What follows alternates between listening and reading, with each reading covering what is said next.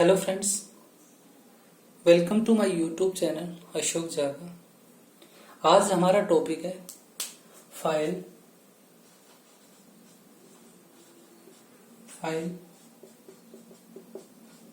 या रेती बोल सकते हैं। ये हमारी फाइल का डायग्राम होता है। डायग्राम में हम देखते हैं कि ये जो लाइन खींची हुई है ऊपर समांतर एक दूसरे के, ये फाइल के दांते होते हैं और ये दांते इसके फेस भाग पे बने होते हैं। तो जो इसका चपटा वाला भाग होता है ये, और नीचे की तरफ दोनों साइड, इसे हम फेस भाग बोलते हैं।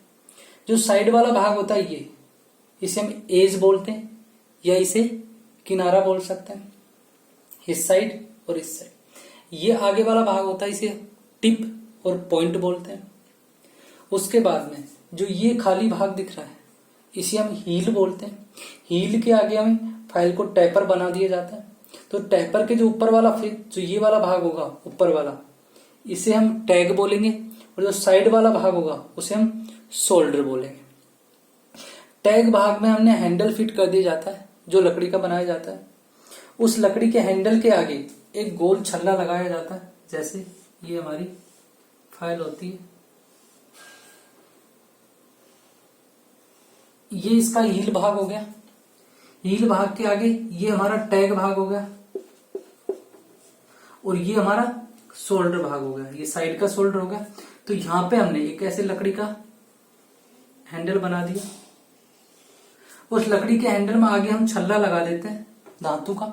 वो छल्ले का काम ये होता है कि ये जो जब लकड़ी का हैंडल इसमें लगाते हैं, लकड़ी का हैंडल हम टैग में डालते हैं, तो ये यहां से फ्रैक्चर नहीं होगा, यहां से टूटता नहीं है, और अच्छी ग्रिपिंग के साथ इसके साथ जुड़ा हुआ रहता है।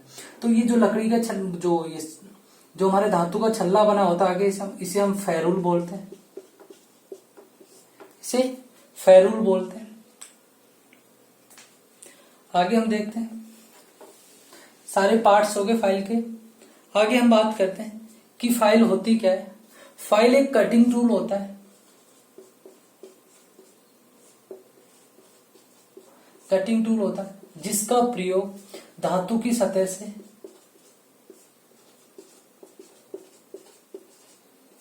से पदार्थ को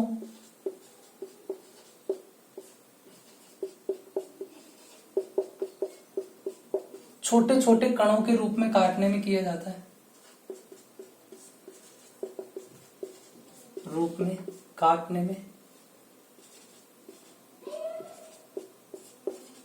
काटने में किया जाता है।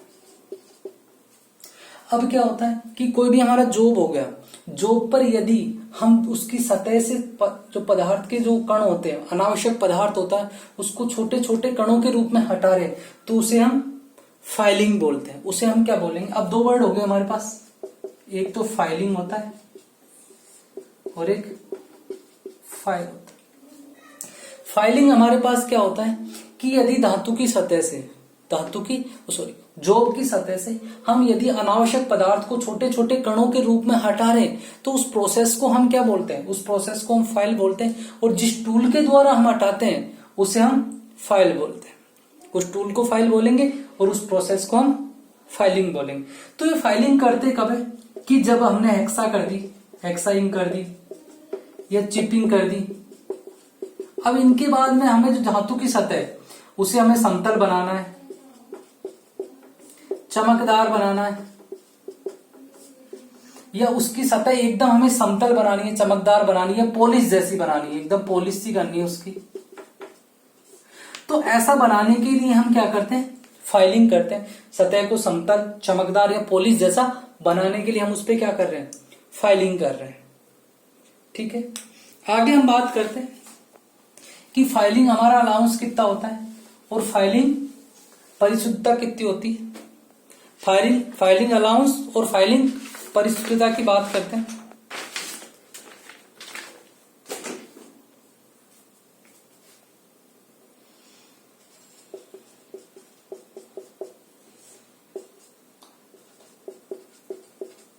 फाइलिंग अलाउंस होता है हमारा 0.02 से 0.5 mm तक।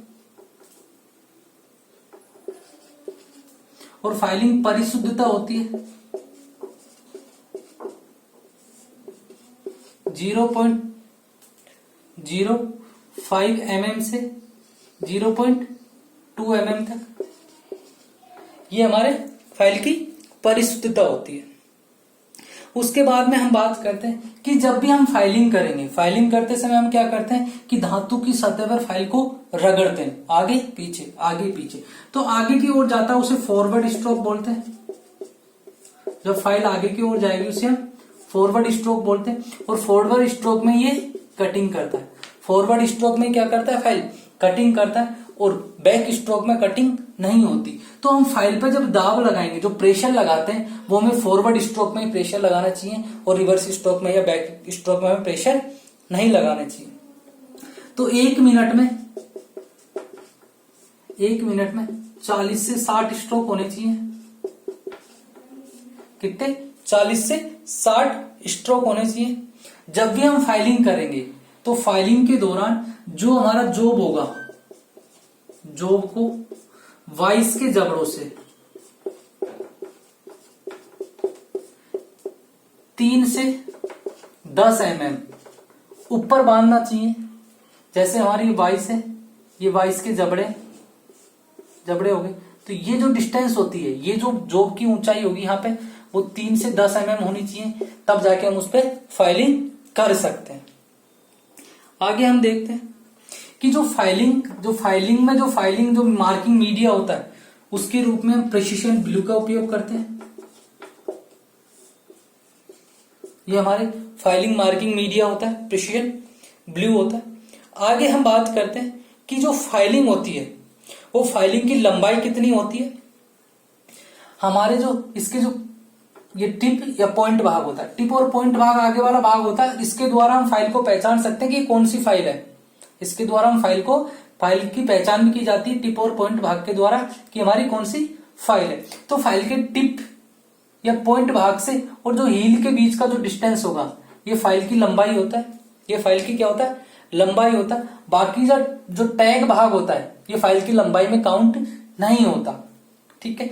और जो इसकी जो पूरी लंबाई होती है, ऐसे हम बोल सकते हैं कि जो पूरी लंबाई या पॉइंट से और जो इसके हील तक का भाग होता है, उसको हार्ड और टैंप कर दिया जाता है। और टैग भाग को हम टैंप नहीं करते, ओनली केवल टैग भाग मुलायम रहता है, और पूरे भाग को हम हार्ड और टैंप कर देते हैं। टैग भाग इसलिए मुलायम रहता है क्योंकि इसमें हम हैंडल लगाते हैं। तो ये यदि हार्ड होगा तो हमारा ये क्या हो जाएगा, हैंडल लगाते समय टूट जाएगा। हैंडल लगाते समय क्या होगा, टूट जाएगा। उसके आगे हम बात करते हैं कि फाइल कौन से पदार्थ की बनी हुई होती है। फाइल का पदार्थ की बात करते हैं तो फाइल हमारे हाई कार्बन स्टील की बनी होती है, या हम बोल सकते हैं कास्ट स्टील की बनी होती है, या बोल सकते हैं कि टूल स्टील की बनाई जाती है। इतने पदार्थ की हमें फाइल बनाई जाती है। उसके बाद में हम बात करते हैं कि फाइल का जो प्रकार होता है, फाइल को कितने प्रकार में हम डिवाइड कर सकते हैं, बांट सकते हैं।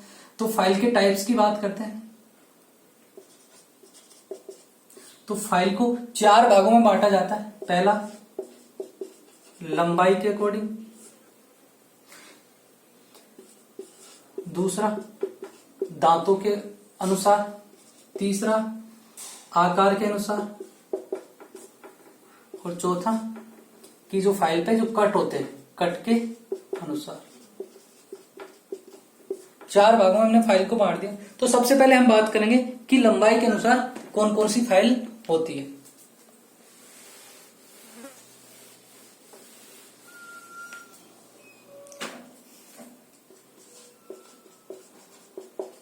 लंबाई के अनुसार बात करते हैं कि फाइल पहला कि 100 mm से 200 mm तक होती है। इसका उपयोग फाइन कार्यों के लिए इसका उपयोग करते हैं, फाइन कार्यों में। दूसरा होती है 200 mm से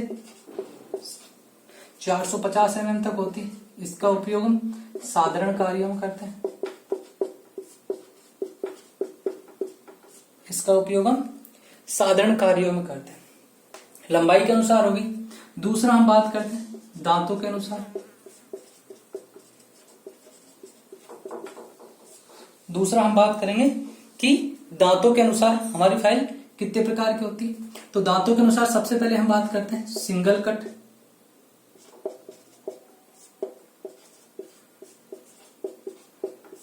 सिंगल कट दांते। अब जो हमारे फाइल के दांते बने होते हैं वो फाइल के फेस पे बने होते हैं। तो यदि फाइल के फेस पर एक सेट में दांते होते हैं, एक सेट में एक दूसरे के समांतर,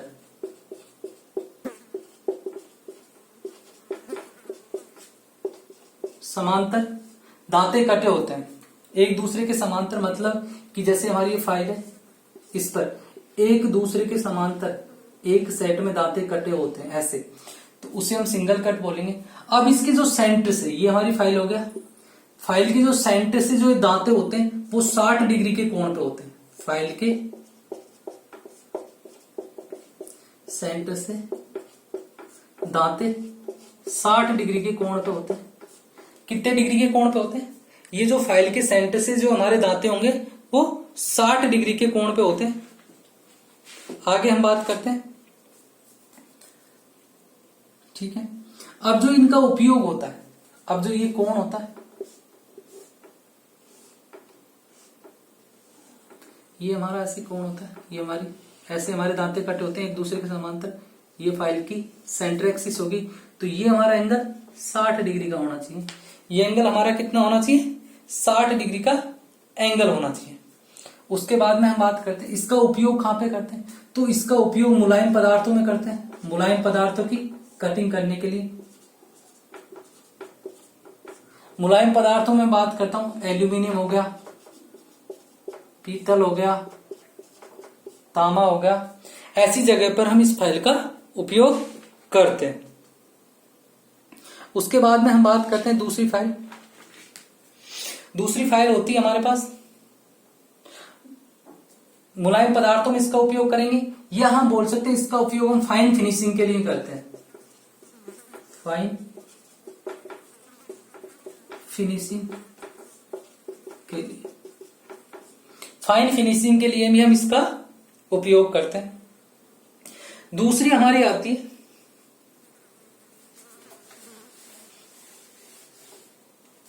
डबल कट फाइल।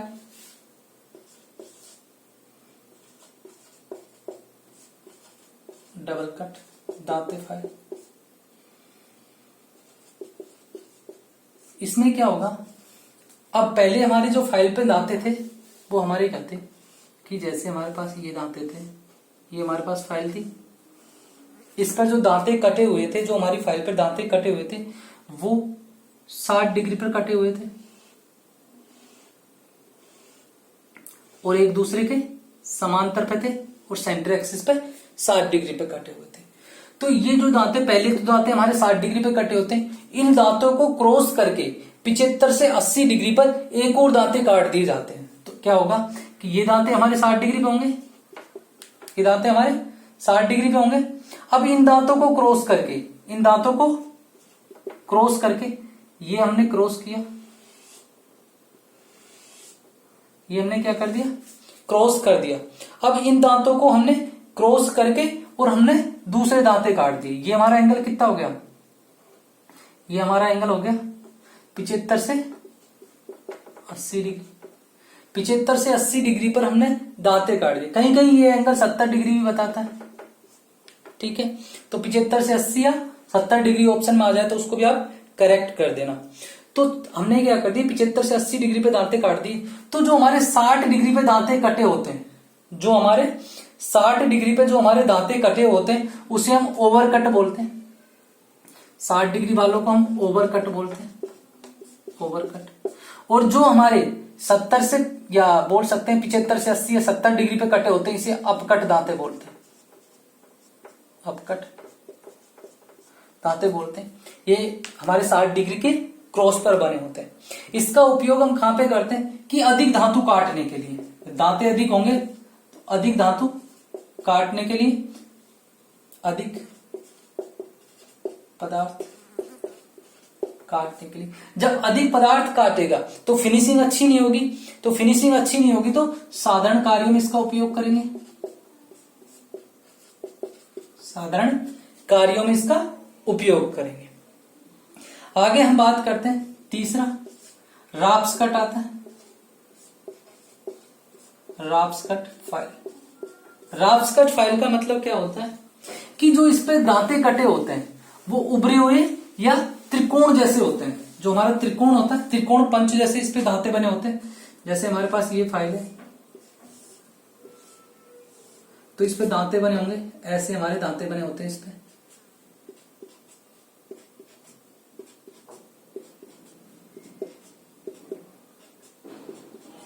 ऐसे त्रिकोण पंच के रूप में इसके दांते बने होते हैं, उभरे हुए रहते हैं। इसका हम प्रयोग करते हैं कि जैसे शीशा, लकड़ी हो गई, शीशा हो गई, लकड़ी हो गई, या हमारे पास फाइबर हो गया, या हमारे पास नरम पदार्थ हो गए, या हम बोल सकते हैं नरम पदार्थ हो गए, चमड़ा हो गया, या हम बोल सकते हैं घोड़े के जो नाखून होते हैं,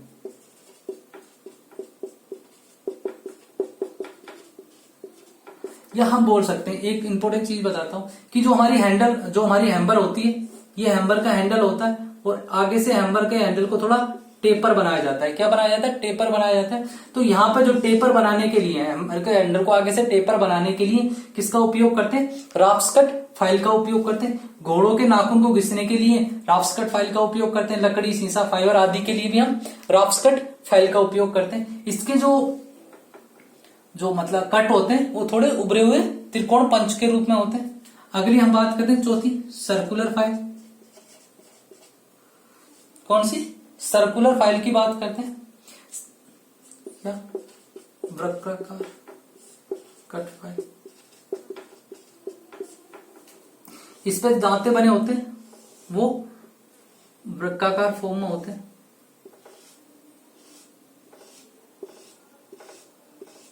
ऐसी हमारी फॉर्म में इस पे दांते कटे होते हैं, वृत्ताकार फॉर्म में दांते कटे होते हैं। इसके द्वारा बहुत कम मेटल को काटा जाता है, बहुत कम मात्रा में मेटल को काटती है, बहुत ही कम मात्रा में मेटल को काटती है। तो इसका उपयोग हम करते हैं मुलायम पदार्थों में,